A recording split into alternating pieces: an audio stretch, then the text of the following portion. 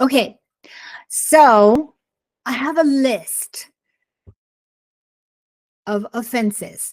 Okay, so let me first off start by saying that I am a fair and open person, and I believe that both sides of the fence have created have committed some offenses. No one is perfect. The blame is not going to be all on one side, right? Maybe in abuse. Okay, so I have to say this like every single time, and I love you. So my name is Annie, and this is Grand AlienNation. We have resources for alienated grandparents, and this is what I'm going to be talking about today. I like to talk about the kids' side, and I like to talk about the parent side to make it fair, because I don't want to be an unfair person. I believe that I'm a very open person. Oh, and by the way, somebody made a comment the other day and said, "How do I know you're not a narcissist?" I thought that was kind of funny, because I was married to two narcissists, and a narcissist cannot be married to a narcissist because they look for a victim. And apparently I got like victim on my forehead, which is why I'm still single, because I don't want to get with another narcissist. So anyway, I have a list, and this list is boys and girls. This list is so that I can educate your parents and tell them this stupid crap that they do that cause them to get on the no contact highway. Okay, so this is for you, children of alienated grandparents. This is for you. Okay, here we go. All right. So this is a list of things. I have a huge list, so I'm just going to go through a few of them today. I just want to point out a few of them, and these are the things that is the catalyst to put you on the bus to the no contact highway. We're just going to call it. You're on the freeway. Okay, you're on the freeway and you ain't got to exit because you're on the way to be estranged. Okay, and so this is for to educate my grandparents so that what things that you are doing or could have possibly have done to cause this alienation, this estrangement. Because I believe when there is understanding and compassion and kindness and a willingness and openness to work on your relationship, then we can get together again. This doesn't have to be a lifetime thing. And from what I'm hearing from the alienated children, estranged children, they're saying they felt they didn't want to do this, but they felt this was the only way that they could have some peace. So I'm going to tell you, mom and dad, the things that you did, knowingly or unknowingly, that caused your estrangement. Okay, here we go. This is going to be fun. Okay, severe boundary violation. Okay, so this is the catalyst. I'm going to call it the catalyst.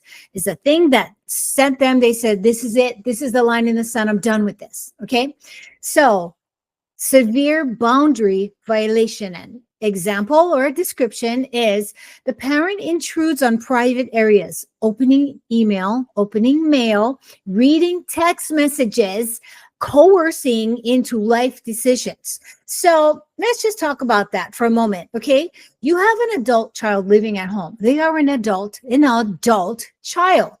Okay, if they're old enough to go out, get a job, go to work every day, have relationships, they're an adult. You need to treat them like an adult.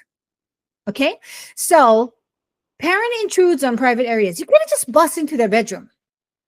That is a huge violation. If you're doing that, you better stop doing it.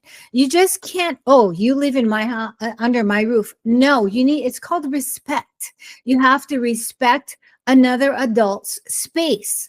So maybe, if your child really wanted to move out and they could afford to do it, you don't think they would have?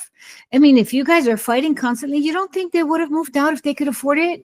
But if they can't afford it, or they want to live with you, respect their space. Okay, don't just take their car, don't bust into their bedroom, don't go through their things when they're not home. That is rude and an extreme violation of their privacy.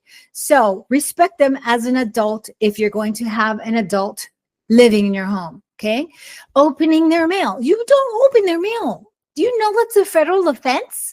If it's somebody else's mail, you cannot open their mail. Oh, but it's something with no. You don't open their Amazon packages. You don't, why you got to be so nosy? Why don't you mind your own business? If all you have in your life is your child's business, you need to go get yourself a life and watch some of my other videos, because I talk about joining clubs, a book club, going out there, go down, take dance lessons, whatever. Get a life.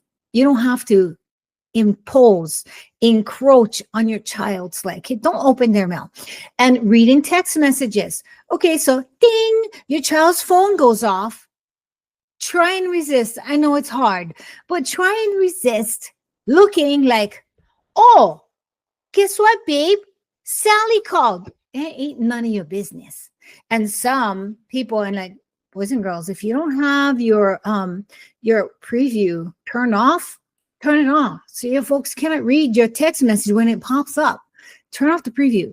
So don't be reading their text messages. Respect their privacy. Respect them as an adult, as an adult with their own autonomy, meaning they're trying to create a life for themselves. Let them do that. You're not their mommy and daddy. You're the parent, but you don't have to be involved in every aspect of their life. That's severe boundary violation. And then another one is coercing into life decisions. Oh, when are you gonna propose to your girlfriend? When are you guys gonna have a baby? Hurry up, TikTok, man. I want to be a grandma. You don't force them into that. Like, let's just say they're not even living in your house, right? They have their own life. They have their own house. They're working, they're making life decisions. Let them make their life decisions. If they want to pick up and move to another state, that's their prerogative. You just got to accept it and allow them to go and live their life. Because as a parent, my dream was always that my children could grow up and build a life for themselves. You should be happy that they're doing that and not trying to navigate their journey by telling them, when you're going to have a kid? Oh, you have a child, you have a baby. Johnny wants a sister. They have their own timeline. So don't coerce them. You better something, or else I'm going to do this. You don't give them those kind of pressures, because it feels like a violation of their autonomy. They want to build a life for themselves. You allow them to build their life for themselves. Your child feels that they don't have respect as an adult. And I think that's a huge thing too, is that they feel like you're still treating them like a child. If your child is an adult and they still live in your house, you have to treat them like an adult. Okay. So that's just number one. Oh my gosh. I got a whole list. Okay. So, here's a fun one. Public shaming or humiliation. You don't put them down in front of other people, family gatherings. You insult them, or you mock them, or you criticize them. Again, I have a feeling that as we go through all of this, it's all going to be boiling down to boundaries and respect. Okay, so you cannot. Don't go on social media. Okay, this is something that grandparents do a lot, right? I was guilty of it until I learned my lesson. You don't go on social media if your child is your friend with you on Instagram or whatever. Don't be making crass comments on their social media feed. That all of their friends are going to read it, or the family members are going to read it. If you have something to say to them that could possibly embarrass them or cause them, trying to shame them, do it in person. Do it privately. Take that mess and don't be shaming them online. Don't embarrass them, or just reduce them, just minimizing your child. That's gross. A breach of dignity is really hard to tolerate. And if you keep doing that, guarantee your kid is going to cut you off. Or if they did cut you off, take a few minutes, or maybe a few months to think about all of the things that you did. It wasn't like a one thing that you did. Oh, just because I something, whatever, just because, I invited my ex over for their ex over for Christmas. That's not what it is. It's, what do you call those tiny little fractures that just add up and add up and add up? Okay. You're doing all these little things that you think is nothing, but to them, every time you do one of these offenses, it feels huge. Okay. So if you don't want your child to get cut off, and what I'm speaking about is your own behavior, you got to, self-reflection is very important. Take a look at yourself and be honest with yourself. Like, oh no, I don't do that. Yeah, you do. You do. Think about it. And if you do these things, have a conversation with your child and tell them, hey, look, I didn't realize I was doing this. I didn't realize I was making you feel so small in front of your friends. I didn't, I'm sorry, or what, you guys work it out. But this is an opportunity to have a preemptive conversation before the kid says, enough already. Okay, so let's move on. False accusations and misrepresentation. A parent asserts something the child didn't do, like stealing money, lying, or betrayal. And the boundary that it breaks is, if you believe that about me, the relationship is already poisoned. That's what they said. That's what my notes are saying. But, you can't immediately be judge and jury and just put your kid in jail immediately. You cannot assume that your kid lied or betrayed or whatever. Have a conversation. It's like, I can't find my ring. Where's it? I bet you he took it again. Just don't be doing that kind of stuff. The false accusations, again, it goes back to opening your mouth and having a conversation. Sit down with your kid and say, hey, do you know anything about this or whatever? So give them the benefit of the doubt. Oh, yes. Gaslighting and invalidating of their feelings. So this is a huge problem for Gen X. I'm a Generation X. Like, technically, I was born in a boomer year, but there's no way. There's nothing about me that's a boomer. Okay. So this is a huge thing with Gen X, because we were the first generation to be latchkey kids. We were the first generation to have parents that were like not home, that parents who didn't want to be parents, or parents that had to work because they got divorced. So we're the first generation like that. So it made us really tough. And then, adult children cut us some slack. Okay. Because this is how we were built. We would have to I was 11 years old and I had to make dinner for my siblings, and I got to make something out of whatever's in the fridge. And I had one old cookbook, which called for things that we didn't have. So you just kind of gotta figure it back out. Am I right?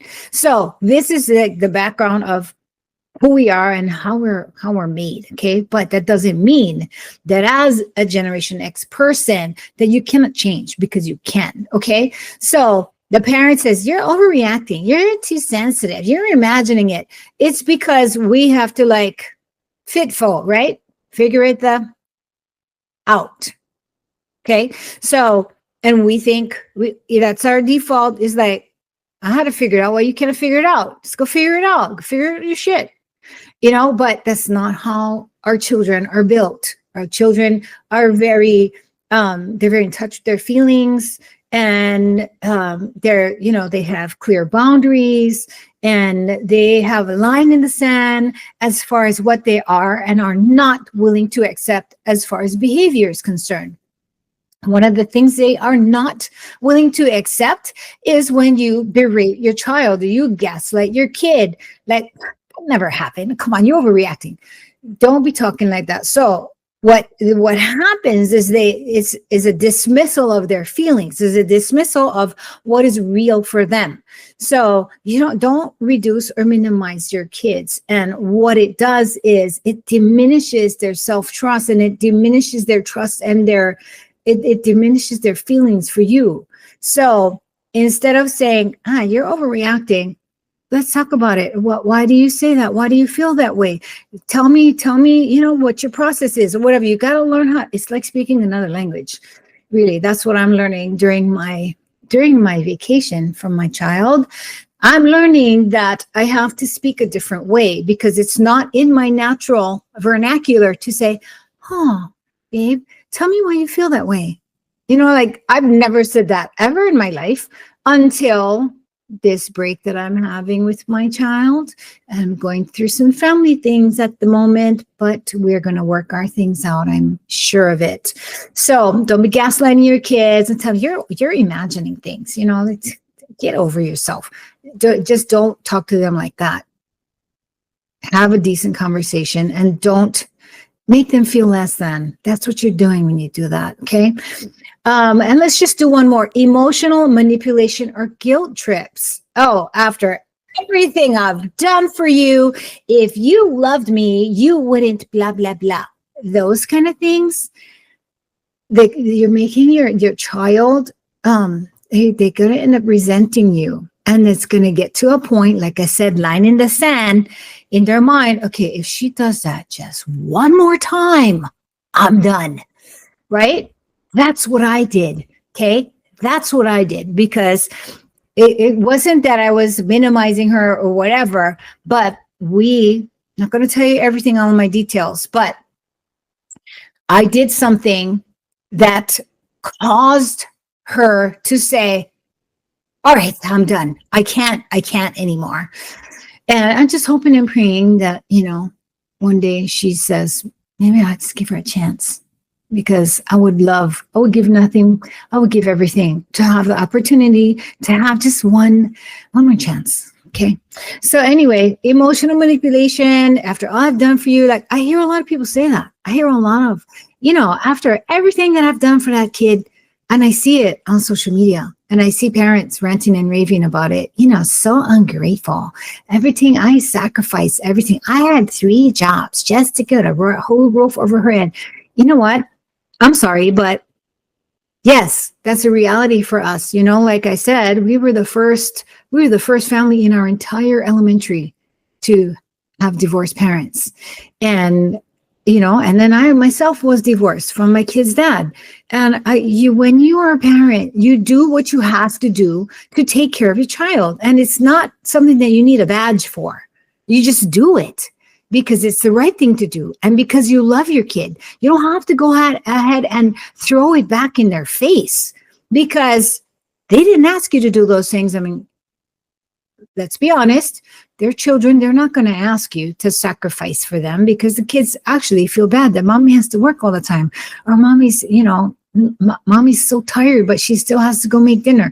That's how they think. But, you know, you don't have to tell them, you know, when you guys was little, I had to have 3 jobs just to send you to school and just to whatever, you know, I had to have, and I worked all the time and I sacrificed and I didn't eat so you guys could eat. You don't have to give that kind of that's manipulation and that's a guilt trip. So if you want to be on the highway to estrangement, keep it up, ladies and gentlemen, because your turn is coming. So those are just a few of what I have in my bag of tricks as far as, you know, like offenses, the catalysts that cause your child to cut you off. And so I want to address a couple of things. If any of this resonates with you, please leave me a comment. I love to have comments. And, you know, whether it's a good comment or a bad comment, because like I said, I'm open to your feedback. I enjoy your feedback and I am grateful for it. So if you have some ideas or you want a feedback on my video, please leave me a comment. And then I also have to say, again, that my content, I look at both sides of the fence. Okay, I look at both sides of the fence. I look at it from the grandparents' perspective so that the adult children who are watching my videos can understand a little bit from the mom and dad side, because somebody else, you know how it goes. Somebody else got to tell you about your mom and dad, because if they say it, it's like nails on a chalkboard, right? And then I talk about the kids' perspective so that they feel like they're heard and they're validated. And also so mom and dad can learn about the things that they did that could have caused it, or things that they could stop doing so that your child can feel whole again. Right now, they don't feel whole. And again, cutting off the parents, they all say, and I read the forums, I go on Reddit, and I'm telling you, reading this stuff on Reddit is not easy because it's like a harsh reality in your face. But they all say that if they felt it was their last resort, they were giving the parents so many chances, but it was their last resort because the parents are just not listening. Okay, so that's really what my whole channel is about. Sometimes I talk about the grandparents and then I get flack from the kids. And then so far, I haven't gotten any flack about talking about the kids' side. So I'm hoping that grandma, grandpa, mom, and dad, you guys are like, taking it under advisement. Okay, so that's all I had to share today. My name is Annie. This is Grand AlienNation. I would love for you to subscribe so that you can keep on seeing our content. And my whole goal is education. I want this estrangement thing. I want this alienation trend or whatever you want. I want it to stop. I want it to stop because our families have to be whole again. Okay, so that's what we're all about. All right, I'll end it now before I keep blabbing. I love you, and I will see you on the next one. Bye for now.